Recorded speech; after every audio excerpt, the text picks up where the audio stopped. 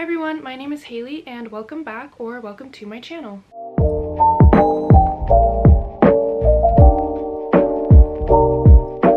In today's video, I wanted to do a personality test picks the books I read, or like my zodiac sign picks the books I read. I thought that'd be a really fun video and I can see if my personality and my zodiac sign recommend me books that I will actually enjoy or if I shouldn't trust the answers that it gives me. So that's what we're gonna do today. I think I will try for 3 books for this week. So I will try to find 2 personality tests and 1 zodiac recommendation. So I am going to take the quizzes on my phone and I will screen record and put it right here so that you can follow along with me, and we are going to see what recommendations come from these quizzes. So without further ado, let's get into it. To start off, we are going to be looking for book recommendations based off of my zodiac sign. I think that will be the easiest to start with. The best new books to read in 2022 based on your zodiac sign. My zodiac sign is a Scorpio.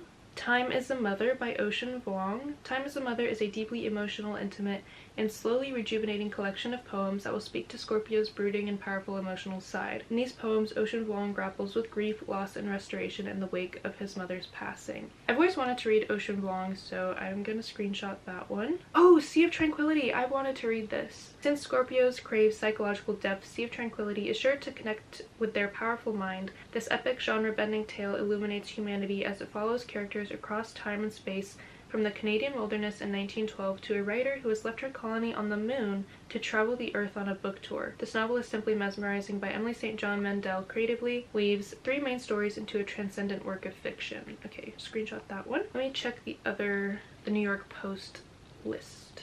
Oh, so they're doing 1 book for each. Oh, Daughter of Smoke and Bone. Oh my god, I wanted to read this too. Okay, we're gonna screenshot this one as well. In the real world mystical world experience of Daughter of Smoke and Bone by Laini Taylor, the reader closely follows the life of Karu. She lives in Prague and seems to be an average art student, albeit with beautiful blue hair that doesn't need to be dyed, but she is far from average. Entering Karu's life is the enticing Akiva, and Karu embarks on a journey to discover who she really is. The Scorpio's innate traits of passion, power, transformation, and sexuality will love this first of 3 books. You'll likely want to read all 3 in quick succession to find out what happens. Okay, I own the physical copy of Daughter of Smoke and Bone. Those are good. Take this quiz and I'll give you a book recommendation. What's your favorite class course in school? Well, I majored in English, so that's what we're gonna choose. Pick one of my favorite songs. Almost Is Never Enough, Boys Will Be Bugs, Parents, Livy on Rose, London Boy, American Idiot, Human, Such a Night, 7 Nation Army. Almost Is Never Enough is a great song, but I also do love Livy on Rose. I write poems. Pick one. Your face will be the last I see before eternal darkness, your hand the last I hold, your words the last I hear. Room of white, pain, covered in red, softly singing, broken lullaby of the past. Wings flutter, sparkling in the sun, light dances, off their grace, elegance, beauty. Break me 1,000 times if you like, I was only ever yours to break anyways. I am connected to the gentle breeze, the blue of the hills, remind me of childhood. The accents of my neighbors, the song of a lover calling me home. A child understands fairies, unicorns, and dragons are better than us. I left you behind in my quest for myself. It is only here in darkness where we find comfort in our union, a peace that stays with us when we separate in the morning. You took green from my eyes, replaced it with nothing. I like this one. Pick an aesthetic. There's so many good ones. I think I like this one. You open Disney Plus, which do you pick? Disney, Pixar, Marvel, Star Wars. I'd say Marvel. Is band better than choir? No, I'm not a cool person and I suck, I guess, because I wasn't in either of those in school. Warm colors or cold colors? I don't really like the palettes they chose, but based on these palettes, I would say warm colors. Harry Styles or Fine Line. I guess Fine Line. What type of person are you? Dog. Alright, this one is obvious. Pick a weird specific trope. He's obsessed with the main character in a bad way because he has serious mental and mommy issues. She actually loves his brother. She doesn't know him, but she saves him anyways. As a thank you, he doesn't drink her blood. He's part of his secret society and she's doing everything she can to destroy it. He is a prince. She hates the royal family but gets brought to the palace anyway. His best friend is his servant. He ends up betraying this best friend. She doesn't talk and he doesn't care. Her heart breaks just like his did. She gets lost in the forest just like he did. Their love could start a second Revolutionary War. She let herself get captured and he keeps her there. I'm gonna go with he's obsessed with the main character. Sometimes it just hits a little bit different. Any book recommendations for me? The Blood Trials. Oh my gosh, I love that book so much. The Kite Runner. We are going to read The Kite Runner. I've always wanted to read The Kite Runner actually, so this is really good that I have the recommendation now. Based on all of the quizzes that we just looked at, we have Time is a Mother by Ocean Vuong, Sea of Tranquility by Emily St. John, Daughter of Smoke and Bone by Laini Taylor, and The Kite Runner by Khaled Hosseini. So those are the 4 books I'm going to read in this video. I only own one of them, but I think I'm gonna start with Time is a Mother to get me into the reading mood because it is a poetry book. So we are just going to get right into it. Okay, I'm popping in here really quick because I realized as I was editing that I didn't tell you the synopsis of The Kite Runner, and you're not going to understand what I'm talking about in my review unless you've obviously read it. So I am going to pull that up and explain it really quick, and then we'll get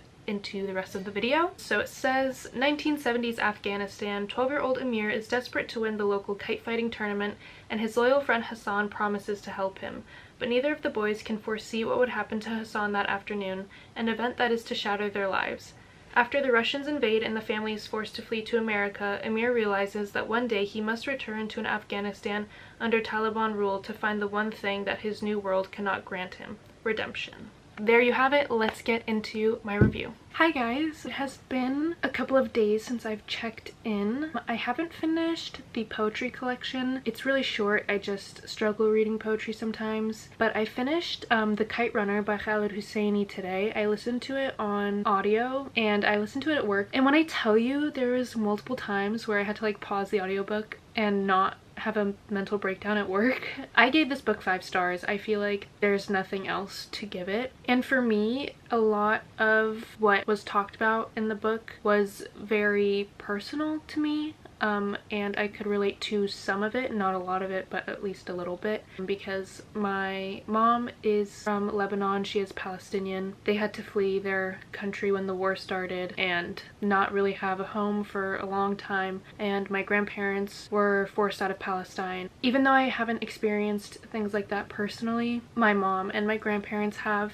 and I've heard their stories, and I'm surrounded by the culture, and it was just really heartbreaking to hear stories like that coming from your family and then to also read books about it. I don't know, it was really, really sad, and it made me think about how my grandparents act because they kind of remind me of Amir's dad in this book.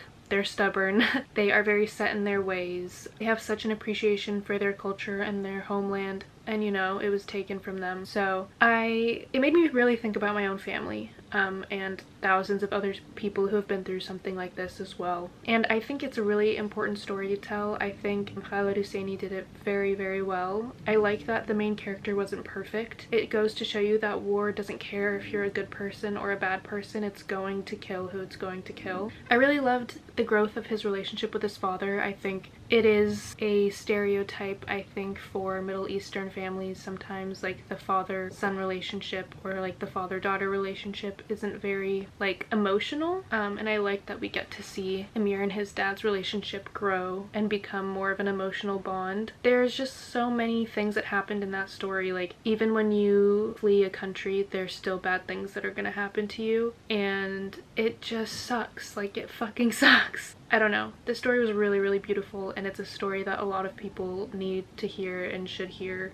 and I'm just, I don't know. It really touched me, and I loved it. So yeah, 5 stars. Whichever quiz gave me that recommendation did a very good job, and I'm really glad I finally got around to reading it, and I really want to read 1,000 Splendid Suns after. That's my update for that. Another update is I'm reading Sea of Tranquility. I think I'm about 30% the way through that one, and I'm really liking that too, actually. I've been wanting to read it, like I mentioned before, but I never got around to it, so I'm glad this video is helping me get to things I wanted to read. But the writing format is really interesting because within chapters there's like page breaks, and so even though each section and each chapter and each section is about a specific person, we get like vignettes in that person's story. So instead of digesting like 20 paragraphs per chapter or whatever, you're getting like maybe 2 lines and then maybe 5 paragraphs and then 2 paragraphs and 1 paragraph. And I really like when books do that because it makes it easier to read and you don't feel so sluggish getting through it because there's a break, and so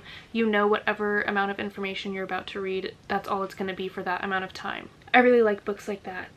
So I haven't started Daughter of Smoke and Bone yet because I wanted to finish at least one of these before I started it, but I still think I want to finish Sea of Tranquility before I give that a try. So hopefully I can finish Sea of Tranquility by tomorrow. It's pretty short, I think like 255 pages, so that's where I'm at. I just finished Sea of Tranquility. I literally gave it 5 stars.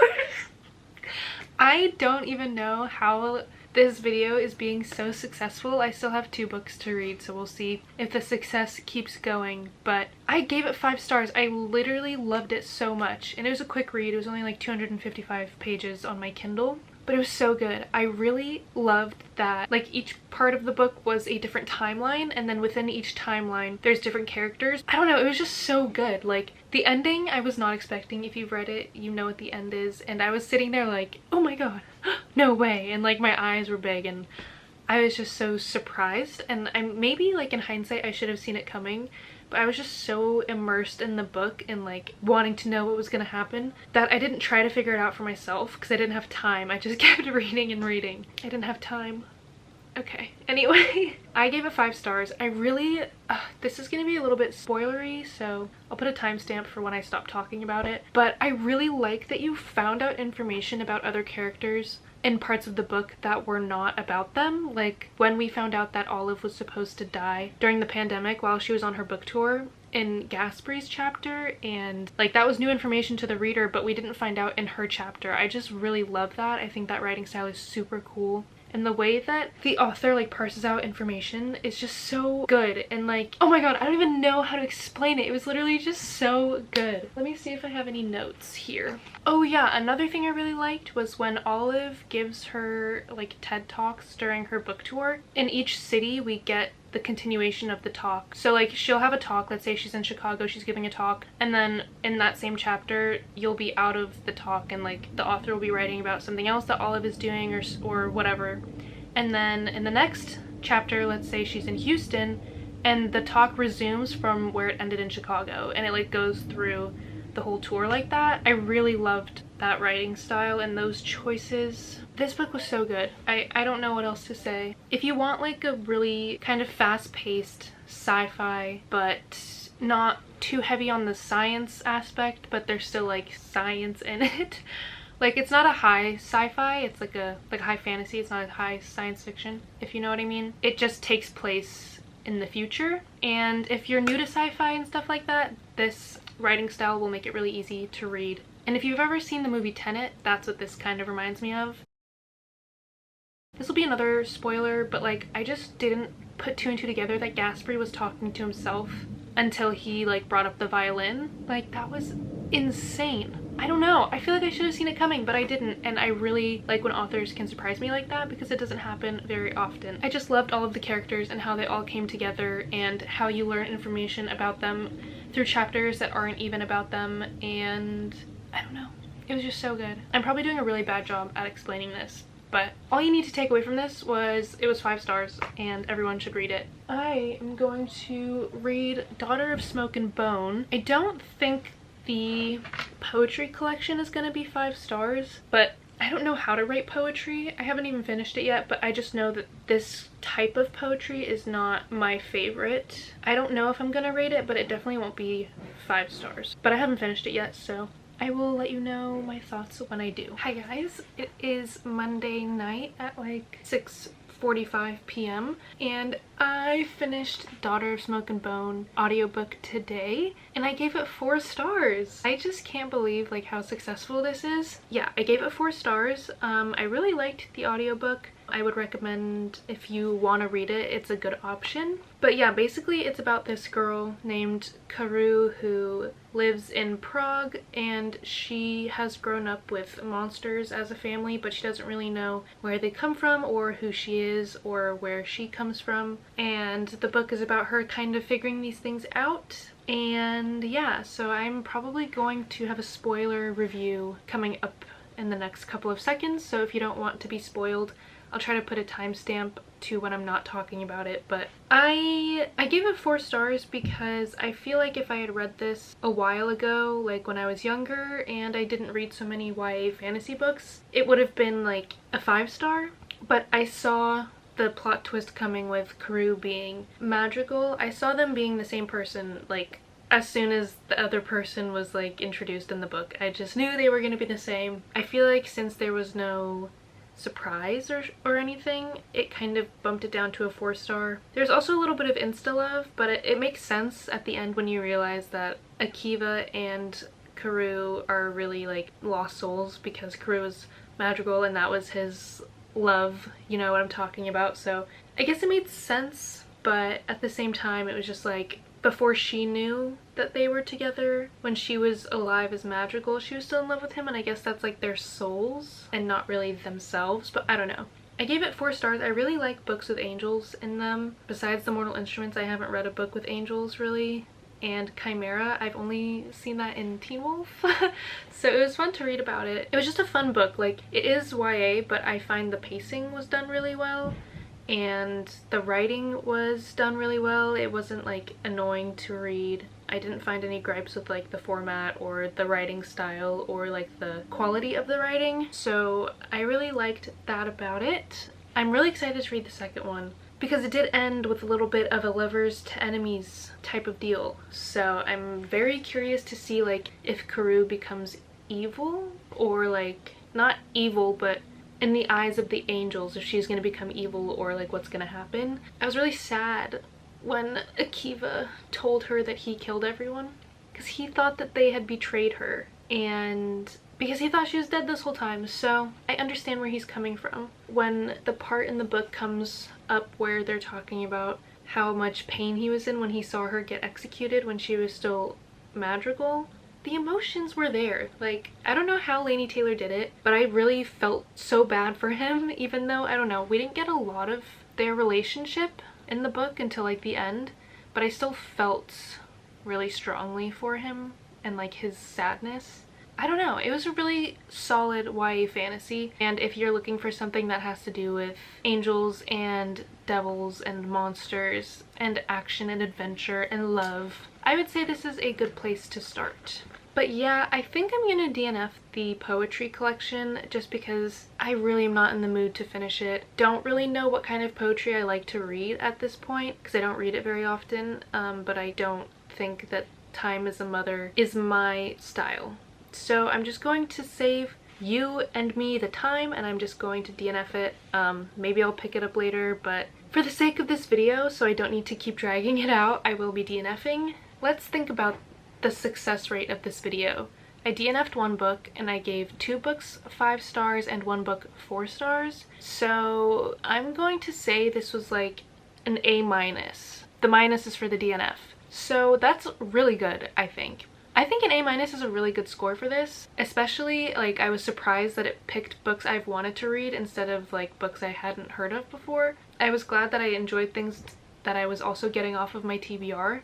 And I would highly recommend anyone to try this, see what it gets you. Maybe you'll find some new favorites like I did, or maybe you'll just find some books that were enjoyable and they might not be a favorite, but they were still a fun time. I really liked it. I thought this was really fun. I honestly didn't think it would go this well. I was a little bit nervous to get into it, but it was such a good experiment, and I think I came out on the better side of things. It definitely could have gone worse. If you enjoyed this video, please give it a thumbs up, comment, like, subscribe, all of that stuff. I hope you're staying safe and healthy. Please let me know what other content you'd like to see from me down below, and I will see you in my next video. Bye!